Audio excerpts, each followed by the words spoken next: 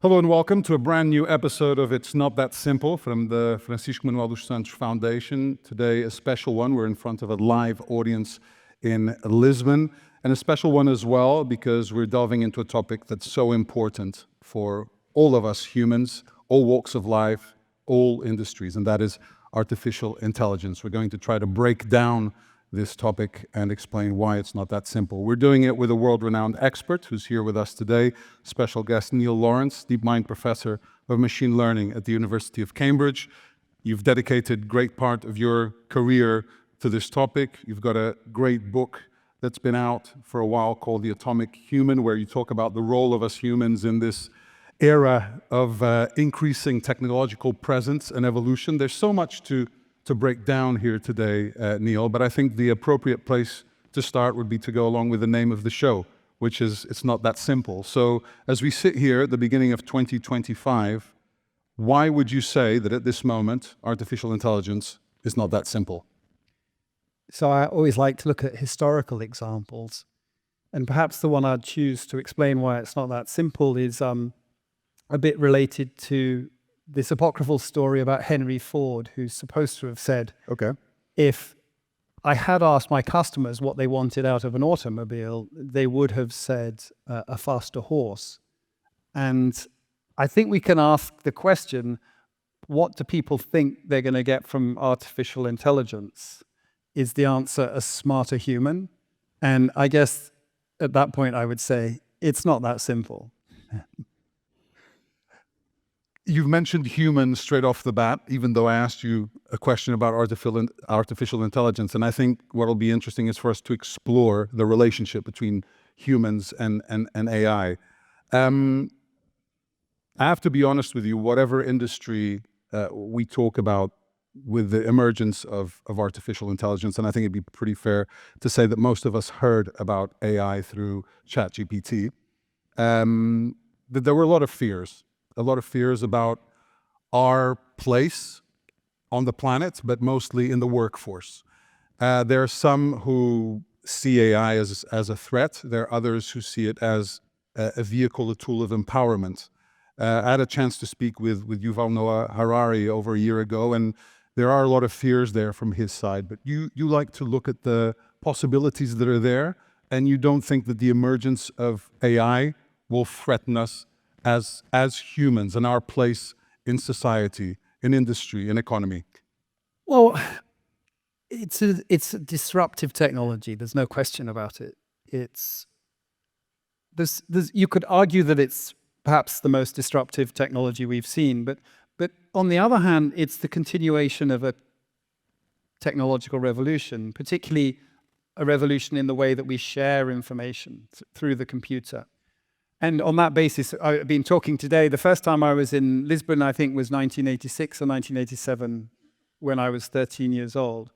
And so if you imagine talking to, I don't know, a 17 or an 18-year-old in 1986, 1987 about what jobs they should do, trying to imagine what the world looks like today.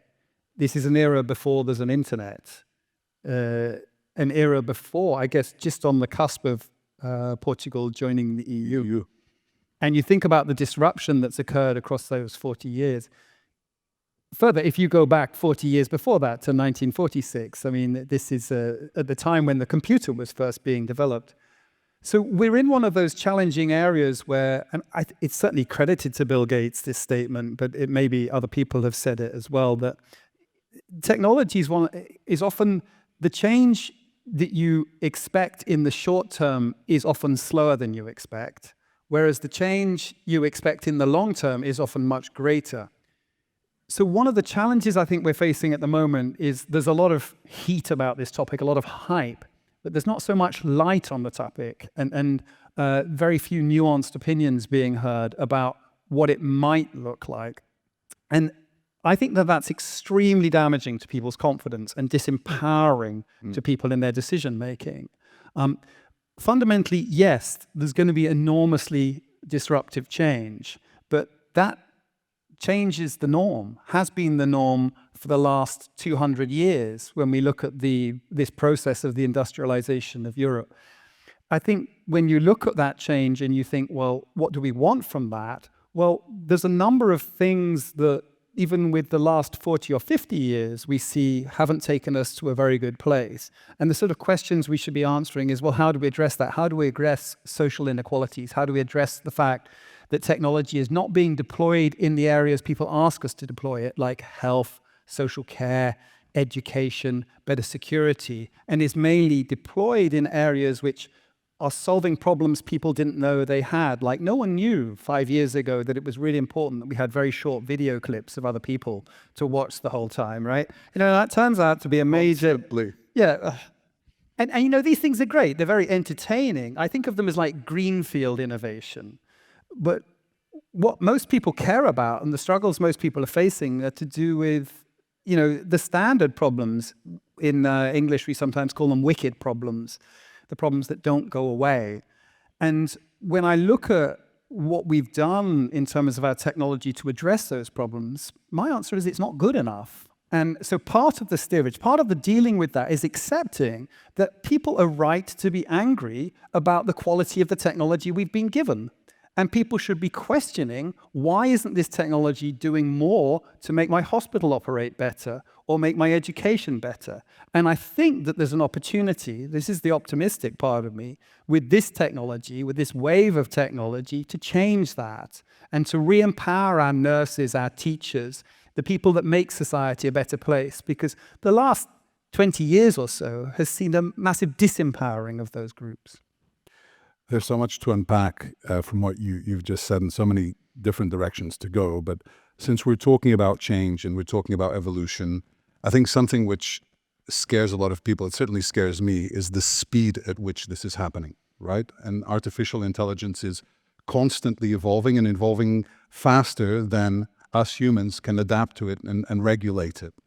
Yeah. How important is this conversation as far as the regulation is concerned? Because otherwise, I think the internet was fast, but there was a before internet, after internet, and I still remember the first websites that I ever accessed. They were really slow to load, and then before the modems got faster, it was a process. Now, it seems that every day there's a new chatbot.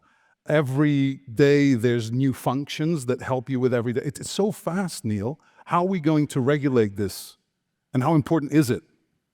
So it's interesting thinking about the early days of the internet, isn't it? Because I was watching a YouTube video by a guy called Bobby Broccoli about Nortel. I only watched the first half on the plane on the way across. And the CEO of Nortel, who I think was called John Roth, in the 1990s, talking about the early internet and talking about how he realized the internet was a big thing when he managed to buy a part for his 1969 E-Type Jaguar from a shop in England that was sort of run by sort of 4 people. And it just reminded me of what we thought back in the 1990s, that we just genuinely felt this was going to be a democratizing technology and it was going to bring people into contact with each other, and that it was going to empower the little people, because all of a sudden that garage, this, you know, classic Jaguar garage in the UK was able to sell into Canada. Now, of course, that's happened to some extent, but what's also happened is it's provided a playing field for massive agglomeration of power by a few organizations on a scale that is utterly unimaginable. I mean, like Portugal and the United Kingdom, you know, 2 countries with colonial histories we can't always be proud of. And what were those colonial histories about? Often commercialization at an enormous scale. But that commercialization required that you undertook extremely risky sea voyages in fragile ships around the Cape of Good Hope. So you were always constrained by the physical communication possibilities. What we're seeing with this current wave of companies is they're utterly unconstrained in the information arena. And what we see now, why is the fear there, I think, is because as a result of that, and it doesn't matter who is in power, whether you respect that individual or not, you know, just slightly clumsy behavior from them being deployed at a global scale overnight, which is what these companies can do. They can change their mind about what to do overnight, is very disturbing. And when we look at, you're talking about regulation of this new technology, But we can see we still haven't understood how to regulate the wave of technology that emerged 20 years ago, the emergence of social media, the challenges that's brought to journalism, the challenges that's brought to online safety, what that means when you have advertising ecosystems where the taxes are being offshored, how it undermines high street businesses. These are present challenges today. And my argument would be that if you want to think about dystopian tech futures, just look at the present. This is a technology that is in some ways fundamentally undermining us, doing the opposite of what John Roth said it was going to do back in the sort of mid-1990s. And that process occurred because, when Mark, we grew up expecting the internet, you and I were born at a similar time, expecting all these wonderful things from this technology, whereas someone like Mark Zuckerberg grows up thinking, well, no, this is a route to global domination. You see it in different ways. And that's one of the challenges we face, is that the people that, the equivalent of you and I for the AI era, the people who are sort of 20, 23 years old today, even they won't see or understand how this technology is going to be used in the future. So when we think about regulation, the first thing we have to realize is that the problem is more about the agility and empowerment of our existing regulators, rather than the idea that we can sit in a room centrally and decide what everyone's future looks like. Because to be honest, Mark Zuckerberg deciding what it's going to look like, or someone in the European Commission deciding what it's going to look like, neither of them should know. What we really need is the regulators who are on the ground closer to the businesses to be put in a more agile position, better understand the problems that are being faced, and have more capable people who understand what the technological reactions are. And in many cases, that might not require legislation. That just requires better informed, more agile support for existing regulators. And it would be nice to be getting that right first before we talk about what regulation looks like for AI itself. We don't talk about what does regulation look like for the computer. I mean, that would be an odd thing to say. We talk about it in context, in deployment in finance or health or in education. And in each case, the answer is different.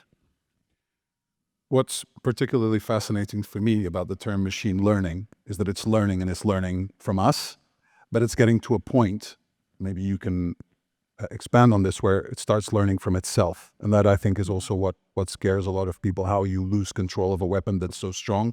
And the regulation, also in the sense from a military standpoint, for example, where, let's say, the EU passes some kind of regulation that only allows artificial intelligence to have influence over a certain number of topics or issues, whereas maybe that's not the case in the States or in China or in Russia. And, this evolution of AI and allowing it to run free, how do we deal with that, and how do we make sure that AI continues to learn from human values rather than learn from itself? Well, I think it's about being present. Say again? Without those being present, maybe. Yeah, for me, actually, this is already embedded spiritually in some existing legislation. I know that the General Data Protection Regulation isn't the most popular form of regulation for many businesses. But if you look at what it's trying to achieve, and I think a lot of it is about the sort of enactment of the legislation rather than the spirit of it, I think it should be called good data practice rules. Because what the legislation is really about is sort of defining the notion of a consequential decision, and when that consequential decision should have human involvement. So we already have, it's not the war example, but for things like healthcare, sort of getting a loan or education decisions, these consequential decisions are defined in existing legislation. I think that the real problem there is the enforceability around that.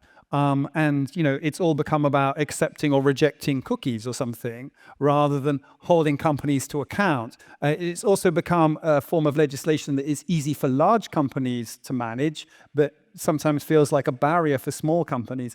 And that's also because an industry has emerged around GDPR of consultants who sort of explain what you can and can't do.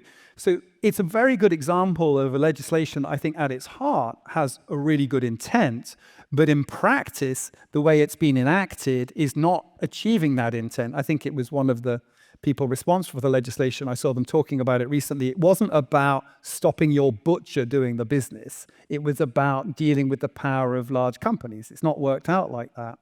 So the first rule is don't do stupid things. And it's an amazing thing how hard that rule seems to be for policymakers to follow, because as soon as a new technology comes, the response is to panic. But decisions made while panicking tend to be poor decisions. Now, one of the things that makes me very sad is if you look at Europe, we're rich in human capital with a diversity of cultures and capabilities. So you just think about the position Europe is in to understand the different nuances, to sort of have some understanding of, say, American perspectives, but also some understanding of Chinese perspectives. That should imply that we can conduct a conversation that should come out with some of the most mature responses to these technologies. With our histories of our different countries, we understand the perils of autocracy. We understand the importance of democratic institutionalism. But when we speak with an international voice, I don't hear that diversity and that strength in diversity being reflected. And I think it's really, really important to address that. And I think I don't think I've really answered your question, because I think one of the problems with the question itself and the poor quality of the international debate, not your I understand. brilliant question. It's okay. But one of the challenges we have in answering that question is that it encourages this panic. Oh, what are we going to do? When what we really would like to do is convene the experts, the people who understand the situation, listen to them, have multilateral conversations between businesses, public sector, academics, and try and learn from that what the best answer is. Try different things in different countries, learn from different countries. The question is, do we have time? Now, I don't know, but I don't see any other way forward. I mean, when we think in the other area you mentioned, like AI in weapons, how hard have we struggled to even manage landmines, right? This is a technology that's been around for decades and it still causes enormous problems in conflict. So when people naively state, well, we should just have a ban on this or a ban on that, not taking into account the situation on the ground in conflict zones. One of the things groups I've been working with is the International Computer and AI Network, something we've been setting up to try and ensure that AI resources are deployed in the right space. And we've run a few pilot projects. And through those pilot projects, I've got to know colleagues from the International Committee on the Red Cross. You only have to spend a bit of time talking to them about what it is like to be in the middle of a conflict zone where warlords are contravening the Geneva Convention, and your role is to go to those warlords and explain that, showing a prisoner's body, after you've killed them in the town square with a signpost on it is not good behavior. And you realize this is so separated from the international debate around what's going on in conflicts. And we need, this is Philippe was my colleague I'm talking here. We need people like Philippe around the table. And I think the problem is our rush to legislate means we're not convening those type of quality conversations. I had another question regarding the uncertainty around AI before we move on, and that is, again, access to information, and when we utilize these tools, making sure that we're getting correct information, true information, right? Because I think one of the challenges of the social media era has definitely been facts, and we grew up looking up facts in encyclopedias and in books, and there was some kind of vetting process, and yeah, we had official news networks as well that could have been biased as well, but at least there was a fact-checking process before we got fed anything. Now, that's not the case. If anything, it's the opposite. There's very little checking. So as we get into an era of AI, considering we haven't managed social media particularly well when it comes to information, how are we going to guarantee that the information that AI will use and uses to make decisions and uses to give to us is factual, is true? Yeah, I mean, of course, there's a lot of subjectivity around this, as you already hinted. But I think sometimes when I think about this, I think that, in those early years of the internet, certainly I kind of think there was this sort of interesting age where we saw the internet of like this sort of land of information in which there were some lakes of misinformation that you had to watch out for. But by default, we sort of took it as writ. And now the modern internet, I think, is a sea of misinformation with some islands of information in it. And that's been a sort of change that happened slowly. And one of the things that I think is interesting with the increasing availability of AI is I think that that change is going to be happening quicker. And I think it's become more obvious to people that that's true. So if we go back to what then that looks like for an information ecosystem that we can trust, well, I think those islands of information start to look a little bit more like what the traditional information infrastructure looked like, going sort of pre-internet, where you had certain institutions that were respected, perhaps universities or certain newspapers. It was worth building up your reputation. And I think what's interesting now is the nature of those institutions changes with the changing nature of digital information technology. Like just as it took a long time, and I think I love Jill Lepore's book, These Truths, on this, talking about the history of the United States, but alongside that, the history of the changing media. It took a long time to go from the invention of the printing press to a media where people were not just publishing opinion, that they were trying to sort of reflect some better truth. And then, of course, that was also disturbed with the development of radio and propaganda on radio, thinking about the Second World War. And what's happened is that we grew up in this very stable ecosystem where that was mostly settled and understood, and then that's been massively disrupted. There are some interesting hopes. Like, I think that if you look at something like Wikipedia, it's an extraordinary new thing that couldn't exist without the internet, that is not perfect, but no institution is perfect, but is remarkably well regulated in terms of its quality of information. And I think very interestingly, almost impossible, I would think it's impossible to design. You have to get lucky with it. It has to start with this burst of excitement where everyone creates articles, but now it's more like there are these sort of people who monitor truth on it, and they do that. They're not paid. No. It's extraordinary. You know, imagine telling anyone that you're going to start that if it didn't exist. They would think you're an idiot.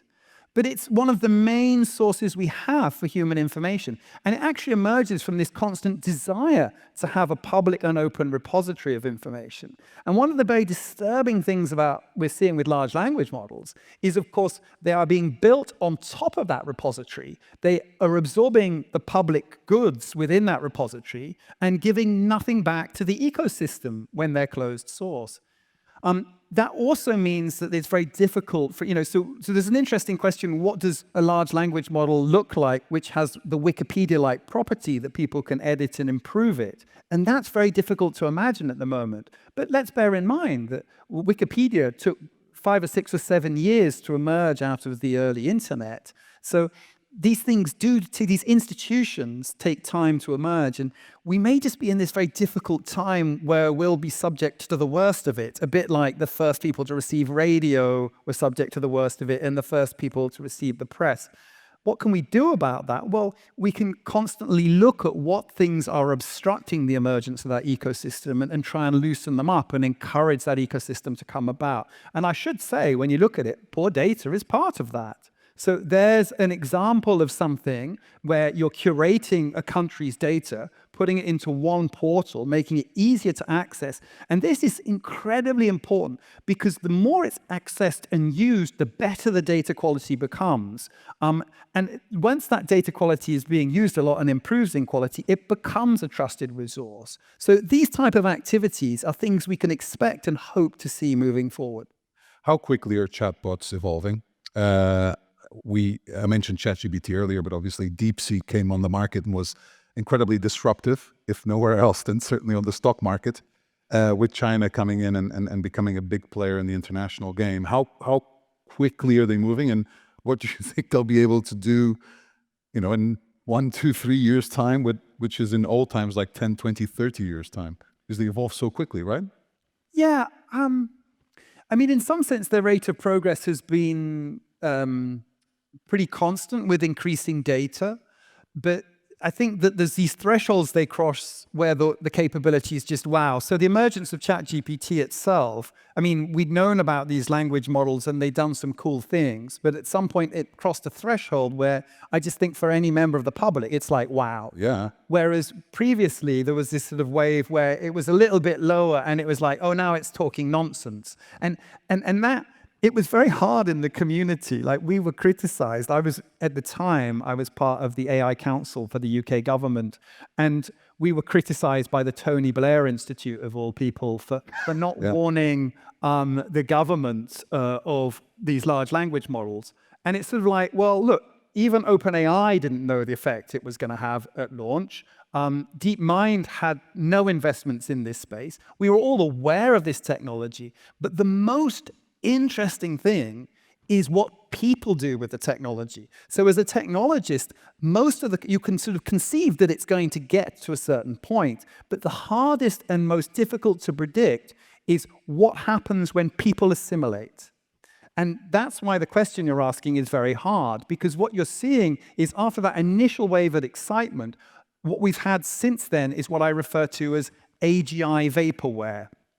So what do I mean by AGI vaporware? Well, we're constantly being told by big tech companies that they're developing artificial general intelligence, which to me is just an absurd, idiotic concept, right?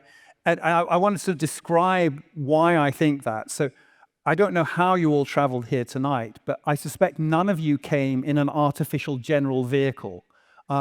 Now, what is an artificial general vehicle? Well, it's the vehicle that you can use for any journey. It's sort of like, so you explain what vehicle you've got, and I say, no, mine's better than that. It's kind of like something we do in playgrounds as a kid. No, my vehicle can also fly. Oh, okay, your vehicle can fly, but okay, my vehicle's going on the water. No, my vehicle goes on the water. Oh, it goes under the water too. It's a submarine as well.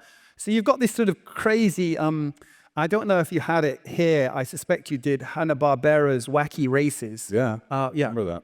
Professor Pat Pending, he had one of these vehicles. It had everything, right? And of course, it's an absurd notion because the right vehicle depends on the context, right? So if I'm going to work in Cambridge, often a bicycle is a good choice. But maybe if it's really raining hard, people take a taxi. You certainly see taxi use going up. And certainly if I'm going to get back to the UK, I would love to cycle. I don't have quite enough time to cycle back to the UK, so I'll take a flight.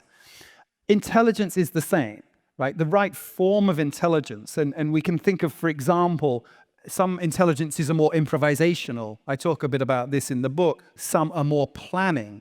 And the right form of intelligence is dependent on the context. So if you're in a more uncertain environment, there's no point in doing a lot of planning. If you're in a less uncertain environment, it's often worth planning to get ahead of the game. But often you don't know what the right amount of uncertainty is. So having a diversity of approaches turns out to be the right thing. So where does this notion of general intelligence come from? Well, it comes from eugenics. So Francis Galton talked about intelligence as a rankable thing, like height. And he said, we should breed more intelligent people. And then they struggled to measure intelligence. Francis Galton thought intelligence should be measured by performance on the Cambridge mathematical tripos. I'm not sure that's a very good idea. Great though our mathematicians are, they're not good at everything. So when they're talking about this AGI, they are talking about a fundamentally eugenic concept that doesn't make sense in practice. But when I say AGI vaporware, by talking about it in this way, they talk about the sort of scale of the thing that eliminates anyone else from participating. It's like, well, if it costs you £100 billion to create that technology, that eliminates any other business from entering the market.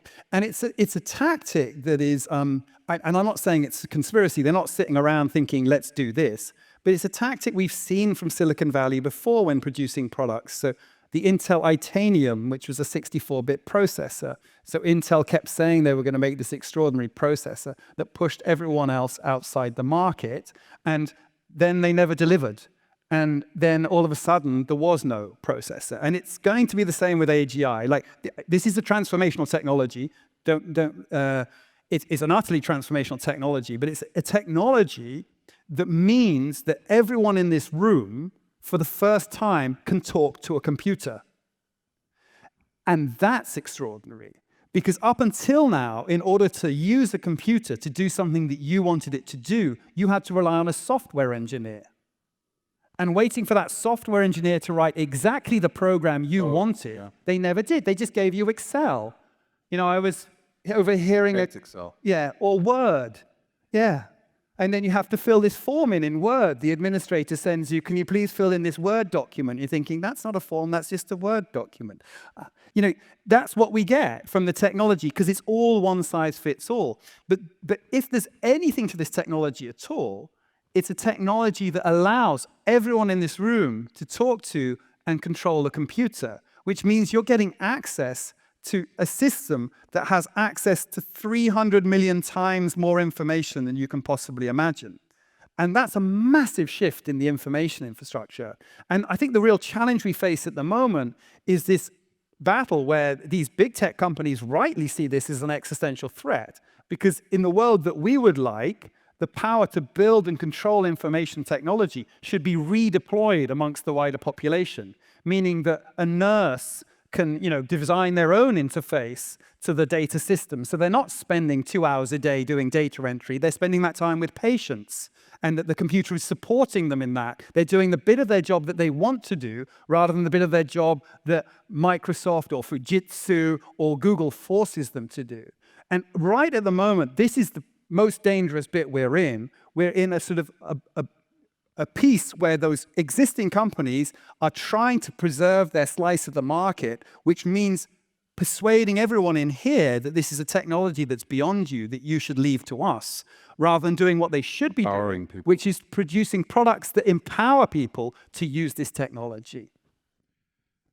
It seems that not a month goes by without one of the biggest established companies in the world announcing that they're investing X amount of billions of dollars or euros or whatever it may be in AI projects. We've heard about Stargate in the States. Yeah. 500 billion over the next 4 years on new infrastructure for OpenAI in the US. Is there an AI race?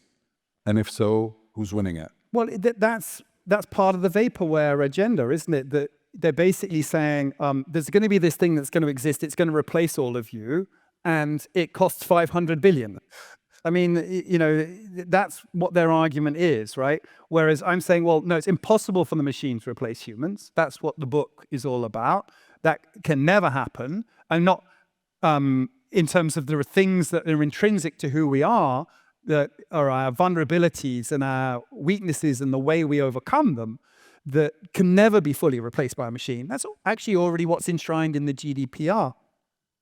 And that whole argument that we're seeing deflated by DeepSeek. So DeepSeek, for those who haven't seen it, is, yes, the Stargate, which is Sam Altman saying that he's going to get 500 billion from SoftBank and these other investors. A lot of this is sovereign wealth fund investment from countries that are in massive trade surplus with the United States. So Saudi Arabian sovereign wealth fund, or historically it's been, I haven't checked all the figures in this, Abu Dhabi. So they're trying to find out what to do with their spare dollars. They have enormous amounts of spare dollars. China's puts theirs into treasury bonds, and a lot of the surplus from the sort of oil wealth is invested in tech. But it's not invested cleverly in a distributed way in tech. It goes through these vehicles into these sort of like Stargate-like schemes that seem self-fulfilling, because the point about this vaporware idea is it takes all the oxygen out of the room and means it feels impossible to small businesses in Portugal, to innovators who are graduating from your universities, to believe they can compete. Now, what's amazing about DeepSeek, and it's absolutely true, and it will be, the DeepSeek is only the first DeepSeek. We'll see other moments like this. It was a relatively small, you know, still large by UK or Portuguese startup size startup company that was able to get to state-of-the-art performance with only, I think they claimed $6 million. I think maybe it's more, but with a much smaller amount of money, an achievable amount of investment. And it deflates this whole idea that you need $500 billion to compete in this space.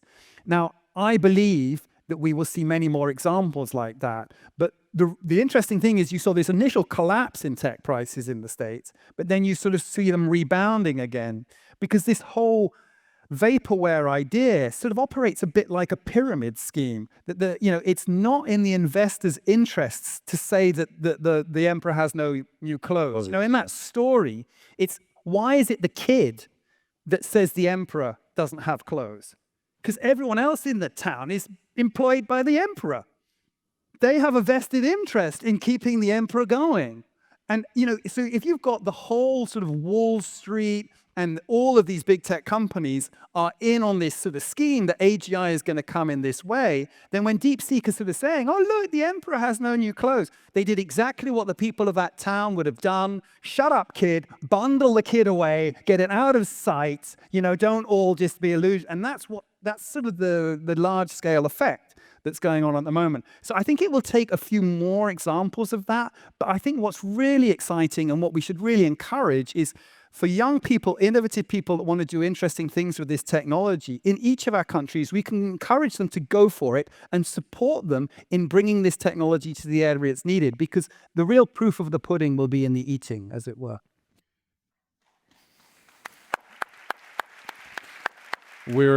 We're approaching the close of our conversation. We got a little quick fire section at the end. And to get us ready for that, in a couple of sentences, I'd like you to tell me what is getting you the most excited about AI right now. And I'm going to ask you to tell me what are you most fearful of. So in 2 or 3 sentences, what are you most excited about right now? Yeah, I think it's probably the same thing. Okay. I'm most excited about the possibility for individuals to interact directly with computers, writing their own programs, making the computer do their own thing, and the diversity of products we see emerging from businesses that will enable that. And that's also what you're most fearful It's of. also something to worry about, right? Because it's a very, very powerful technology. And, people will be putting it to good use, and people will be putting it to nefarious use. And what most of this is about, and what I think, the foundation here is helping with, is the way that we can win through with the good use is just a little bit of coordination, a little bit of support.